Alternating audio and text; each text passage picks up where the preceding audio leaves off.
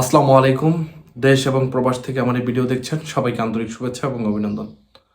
দর্শক, একটি খবর আপনাদের সামনে শেয়ার করছি, সেটা হলো শেখ হাসিনা গুরুতর অসুস্থ এবং তিনি সিঙ্গাপুরে চিকিৎসা নিচ্ছেন। এই ধরনের একটি খবর অনলাইন মাধ্যমে এবং পত্রিকাগুলোতে আজকে খুবই দেখা যাচ্ছে যে তিনি খুবই অসুস্থ নাকি, তিনি ভারতের চিকিৎসা নিচ্ছেন না এবং তিনি সিঙ্গাপুরে গিয়েছেন গোপনে চিকিৎসা নেওয়ার জন্য। এই ধরনের একটি নিউজ ইতিমধ্যে দেখতেছি মানবজমিনও করেছে। তো ক্ষমতা যাওয়ার পরে 5 তারিখে পরের থেকে কিন্তু শেখ হাসিনা এখন পর্যন্ত কোনো জনসম্মুখে আসেন নাই। সেটা যেমন বিষয়, তিনি কেমন আছেন বা তার কি কন্ডিশন সেটা মানুষ কিন্তু দেখতে পারে নাই। তিনি অনলাইনে অডিও কলের মাধ্যমে অনেকগুলো বক্তৃতা করেছেন, দেখা গেছে যে অনেকগুলো তিনি ভাষণ দিয়েছেন বিভিন্ন অনলাইন পোর্টালে, কিন্তু যে বিষয়টা তিনি কিন্তু কোনো ভিডিও কনফারেন্স করেন নাই।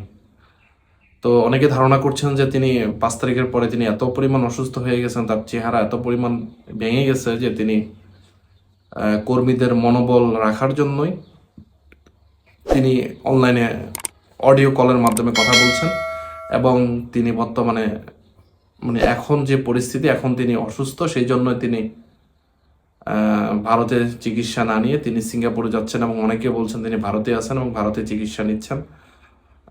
সেই সম্পর্কে একটা নিউজ আছে, সেই নিউজটাকে একটু পড়ে তারপরে আপনাদের সঙ্গে কথা বলছি। নিউজটা করা হয়েছিল যে মানবজমিন থেকে, অসুস্থ শেখ হাসিনা চিকিৎসা নিচ্ছেন যে হাসপাতালে, এই এই হেডলাইন দিয়েছেন মানবজমিন। নিউজের ভিতরটা হচ্ছে, গুজব না সত্যি এই মুহূর্তে এটা বিচার করা খুবই কঠিন। এআই চালু হওয়ার পর এটা আরও বিপজ্জনক পর্যায়ে পৌঁছেছে। এর মধ্যে কিছু লোক এমনভাবে গুজব ছড়ায় তা অবিশ্বাস করার কোনো পথই থাকে না। আখেরে দেখা যায় এটা নিতান্তই গুজব, বাস্তবের সঙ্গে কোনো মিল নেই। ধরা যাক এই খবর রয়েছে ক্ষমতাচ্যুত প্রধানমন্ত্রী শেখ হাসিনা চিকিৎসা নিয়েছেন, এমন এক খবর প্রকাশ করেছে মানবজমিন। মানবজমিনের সূত্র বলছে তিনি all India institute of medical সায়েন্সে চিকিৎসা নিচ্ছেন। অন্য একটি সূত্র বলছে তাকে সিঙ্গাপুরে মাউন্ট এলিজাবেথ হাসপাতালে নিয়ে গেছে। একাধিক সংবাদ সূত্র এটা নিশ্চিত করলেও মানবজমিন সত্যতা যাচাই করতে পারেনি, তবে অনুসন্ধান অব্যাহত রেখেছে। গত 5ই আগস্ট ছাত্র জনতার অভ্যুত্থানের মুখে তিনি দেশ ত্যাগ করেন। এরপর থেকে দিল্লিতে রয়েছেন। একজন সংবাদদাতা দিল্লি থেকে জানান, সিঙ্গাপুর না, দিল্লিতেই তিনি চিকিৎসা নিচ্ছেন, তবে কড়া নিরাপত্তার মধ্যে তাকে হাসপাতালে আনা নেওয়া করা হচ্ছে। 78 বছর বয়সী সাবেক এই প্রধানমন্ত্রী এখন একাধিক মামলায় অভিযুক্ত হতে চলছেন। এ বছরের মধ্যে তাকে চূড়ান্ত বিচারের প্রক্রিয়া মুখোমুখি করা হতে পারে। খুনসহ 250 মামলায় তিনি প্রাথমিকভাবে অভিযুক্ত। ওদিকে কলকাতা থেকে আমাদের নিজস্ব প্রতিনিধি পরিতোষ পাল জানান, উচ্চ রক্তচাপ, নানান বার্ধক্যজনিত সমস্যা রয়েছে। সাবেক প্রধানমন্ত্রী শেখ হাসিনা গত 8 মাসে তিনি ব্যক্তিগত কোনো চিকিৎসকের সহায়তা পাননি, তাই এই মাসে চিকিৎসার জন্য পুরোদস্তুর গোপনীয়তা সহিত তাকে নিয়ে যাওয়া হয়। তবে সরকারি বা বেসরকারি কোনো সূত্র এটা নিশ্চিত করেনি। নয়াদিল্লি এই মাসে ভিআইপিদের চিকিৎসার জন্য সব রকম ব্যবস্থা করেছে। এদিকে কলকাতা থাকা আওয়ামী লীগের বর্ষিয়ার নেতা ওবায়দুল কাদেরও চিকিৎসা নিয়েছেন হাসপাতালে। আগস্টের অভ্যুত্থানের পর কিছুদিনে বাংলাদেশে আত্মগোপনে থেকে সমূহ বিপদ আন্দাজ করে তিনি ভারতের শ্রীলং হয়ে কলকাতায় পৌঁছান।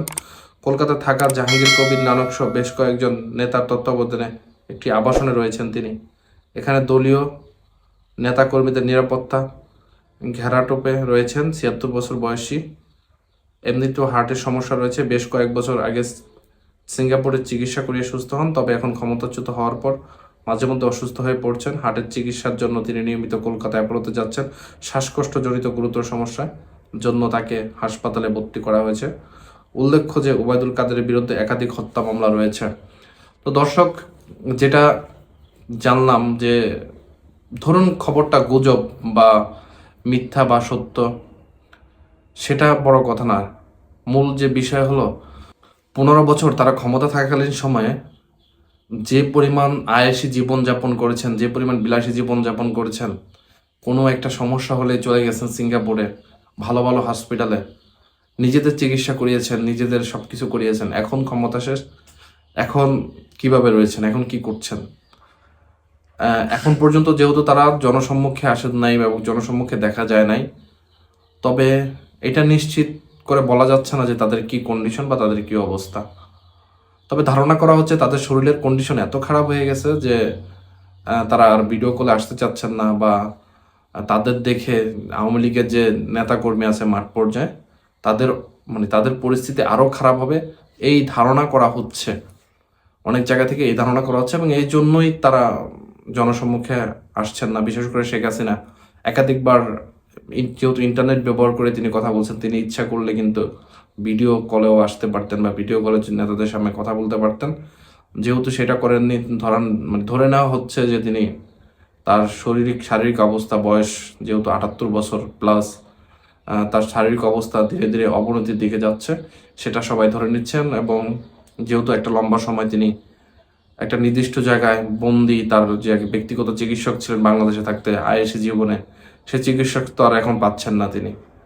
তো সব মিলিয়ে এই পরিস্থিতিতে তিনি কি কলকাতায় আছেন, দিল্লিতে আছেন নাকি সিঙ্গাপুরে আছেন সেটা জানা যায় না। তবে তিনি অসুস্থ, যেহেতু একটা গুজব রটে গেছে, ধরে নেওয়া যায় যে তিনি অসুস্থ হয়তো বা। তো দর্শক, দেখা যাক আগামীতে কি আসে। সে পর্যন্ত সবাই ভালো থাকুন, সুস্থ থাকুন। ধন্যবাদ সবাইকে।